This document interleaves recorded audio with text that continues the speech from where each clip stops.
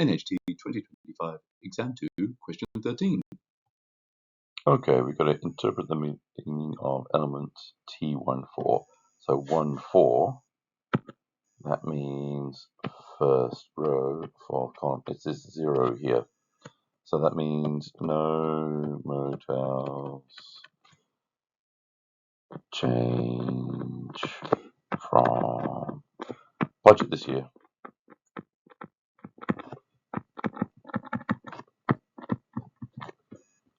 To luxury next year.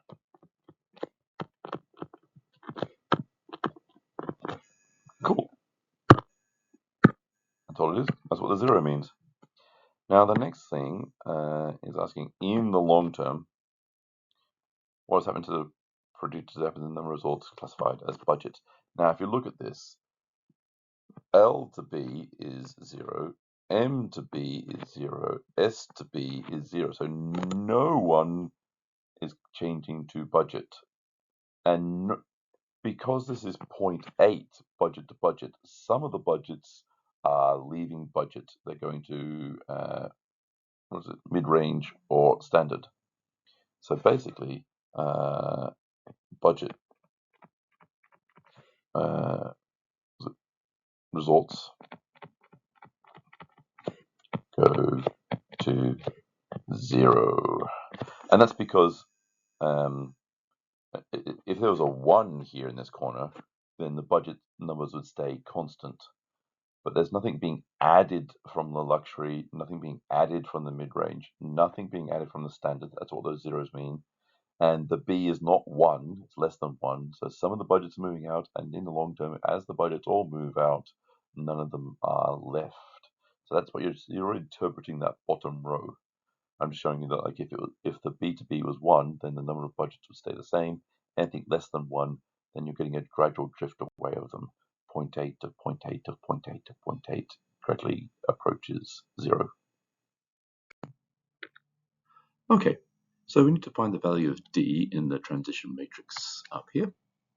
Now I know F is going to be 0.1 because all of that has to equal 1. So F equals 0.1. That one's quite an easy one to work out, and that'll help us with all the other things that we're doing.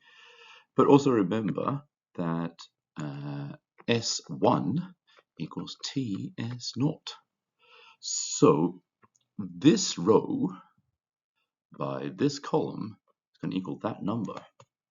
So you can see that you've got 0.9 times 40 plus 0.3 times 120 plus 0.1 times 90 plus 0 times 70. That's all got to equal 81. And that does actually equal 81. But this can help us then with the other rows, because the next one is just going to be this row times, again, S0 is going to equal this number. And we've got F equals 0.1, so that helps us out. Let me just do this out. So we're going to go 0.1 times 40 plus 0.6 times 120 plus D times 90 plus 0.1, because that's the F, times 70, and that's going to equal 119. Now, you just have to do that in your calculator and just go solve. If you're not great at these things, solve for D, and you get the answer. And you do get D equals 0.4, which is a lot of lines to write the name 0.4, but there you go. Now, unfortunately for you, because the next question is going to ask you to do stuff with the transition matrix, you do actually have to find E as well, which is going to match this one, and it's very much the same equation. It's 0 times 40 plus 0.1 times 120 plus E times 90 plus 0.1 times 70, and that's got to equal 64. And again, you just solve for E. And if you do all that, you'll get E equals 0.5. So we've managed to find F, D, and E. So it's good to know like how to do this kind of manually, because otherwise you might not be able to do that. on the CAS. It's kind of like an anti-CAS question. Now, from the previous part, my transition matrix is now complete and looks like this. So this is T. This is actually S1, and T times S1 is going to equal S2. This is S2.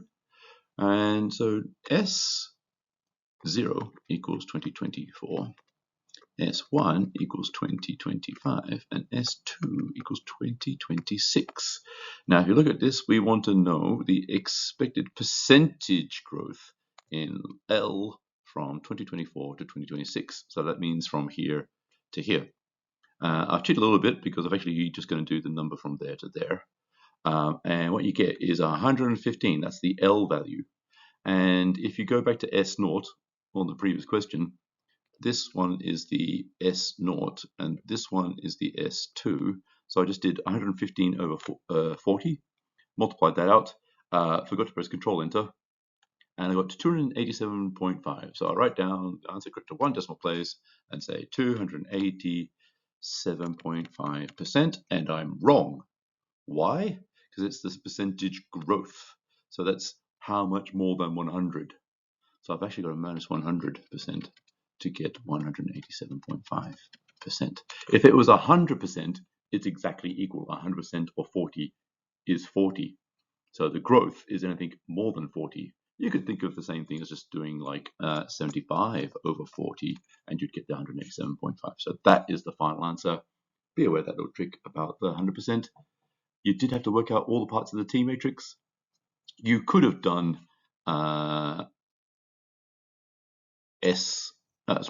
T squared times S0 equals S2 as well. There you go. Should be a T. There we are. All right, but I just did T times S1 equals S2. Same.